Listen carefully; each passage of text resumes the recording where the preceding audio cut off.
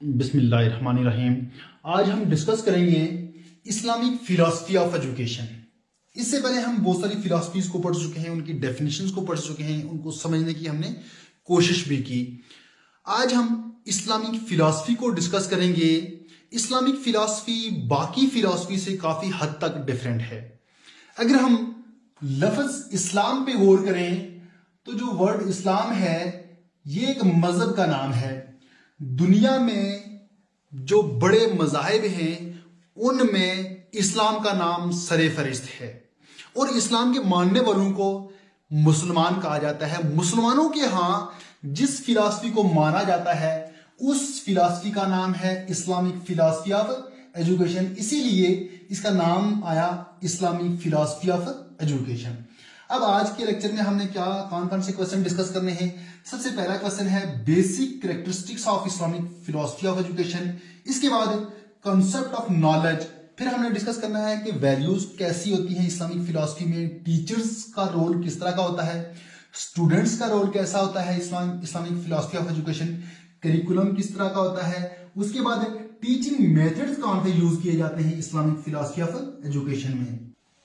अब हम आते हैं क्वेश्चन नंबर 1 की तरफ, basic characteristics of Islamic philosophy of education. इसमें जो पहला पॉइंट है वो ये है कि God is the ultimate reality. God सबसे बड़ी हकीकत है, ये आखिरी हकीकत है, इससे बड़ी हकीकत कोई हो ही नहीं सकती कि अल्लाह एक है। उसके बाद जो नंबर 2 है वो है कुरान एंड हदीस बेसिक सोर्स ऑफ नॉलेज।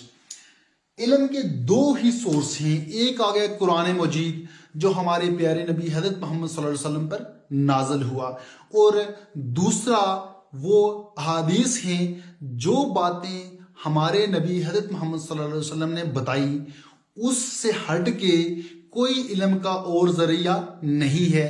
ये इस्लामिक फिलॉसफी के मेन 2 पॉइंट्स हैं। इसके बाद education is a free and compulsory for youth. Education तालीम तमाम नौजवानों के लिए मुफ्त और लाजमी हो, तमाम नौजवानों के लिए। Equal opportunity are made available for whole society. माशरे के तमाम अफराद के लिए हर तरह के मामलात में बराबरी और यकसा मौके फराम किए जाएं। इसके बाद education is meant for character building and preparation for life. तालीम का मकसद हो हमारी किरदार साजी, हमारी कैरेक्टर बिल्डिंग और जो आने वाली जिंदगी है, नेक्स्ट लाइफ है, उसकी तैयारी तालीम का मेन मकसद हो। इसके बाद education is treated as a blessing for both the worlds. Islamic philosophy के मुताबिक 2 तरह के जहां हैं, 2 तरह की वर्ल्ड्स हैं, दुनिया है।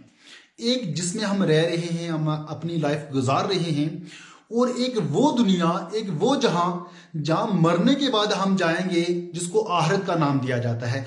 और तालीम का मकसद क्या हो इस्लामिक फिलॉसफी ऑफ एजुकेशन में कि हमें तालीम का जो हम फायदा हो वो इस दुनिया में भी हो और हमारे मरने के बाद जब हम नेक्स्ट जहां में जाएं तो वहां भी हमें इस तालीम का फायदा हासिल हो।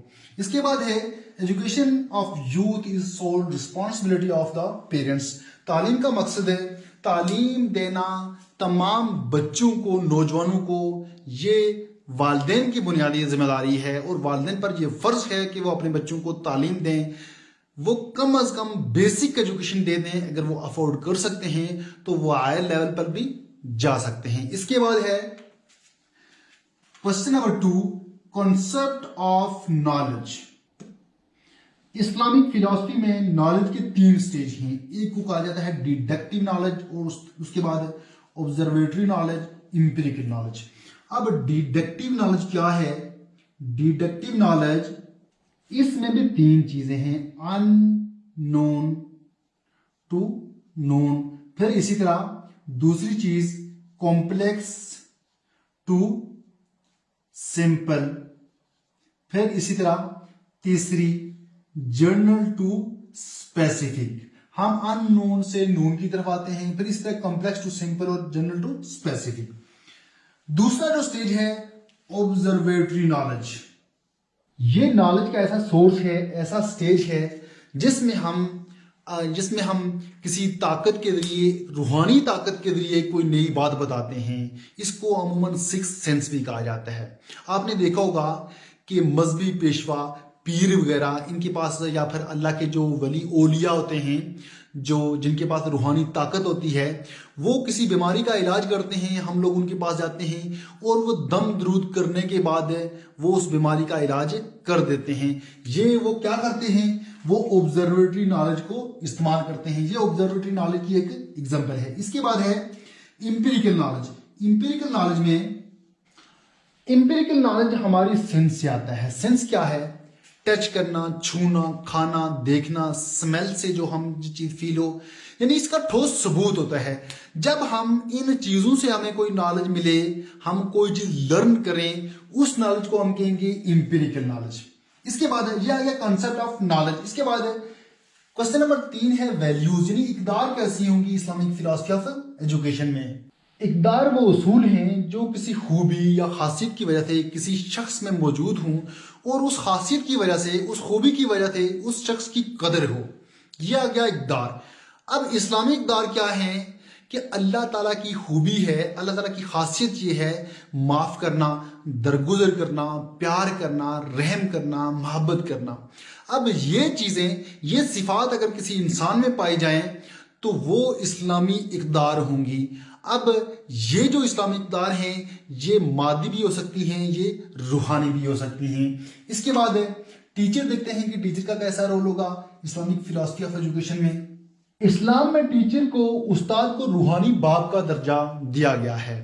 यानी जिस तरह वालिदैन हमारे, हमारा बाप हमारी परवरिश करता है, हमारे खाने पीने की चीज़ें, हमें हमारी रहन सहन के लिए वो सामान मुहैया करता है, वो हमारा बंदोबस्त करता है, इसी तरह हमारा जो रूहानी परवरिश करता है वो हमारा उस्ताद करता है, वो टीचर करता है। इसलिए इस्लाम में टीचर को रूहानी बाप का दर्जा दिया गया है और टीचर शागिर्द को, अपने स्टूडेंट्स को पढ़ाने में हर तरह से आज़ाद है। वो कौन सा मेथड इस्तेमाल करेगा, वो बच्चों को किस तरह से पढ़ाएगा, वो हर तरह से आज़ाद है। इसके बाद जो स्टूडेंट्स का रोल है, स्टूडेंट्स कैसे होने चाहिए? स्टूडेंट, शागिर्द एक मासूम रूह है। उस्ताद ही इसको सुधार सकता है, उसको मुख्तलिफ तरीकों से पढ़ाएगा और उसके लिए मददगार साबित हो सकता है। इसके बाद है करिकुलम। करिकुलम कैसा होगा इस्लामिक फिलॉसफी ऑफ एजुकेशन में? इन तमाम बातों को जहन में रखते हुए जो करिकुलम इन तमाम चीज़ों पर पूरा उतरेगा वही इस्लामिक फिलॉसफी का करिकुलम होगा। इसके बाद टीचिंग मेथड, उस्ताद चाहे जो भी टीचिंग मेथड इस्तेमाल करे, डिस्कशन मेथड है, प्रॉब्लम सॉल्विंग मेथड है, लेक्चर मेथड है, कोई भी मेथड यूज कर सकता है इस्लामिक फिलॉसफी ऑफ एजुकेशन में। ये इस्लामिक फिलॉसफी ऑफ एजुकेशन की वीडियो थी। उम्मीद करता हूँ कि आपको समझ भी आई होगी और पसंद भी आई होगी। मिलते हैं नेक्स्ट वीडियो में, तब तक के लिए अल्लाह हाफिज।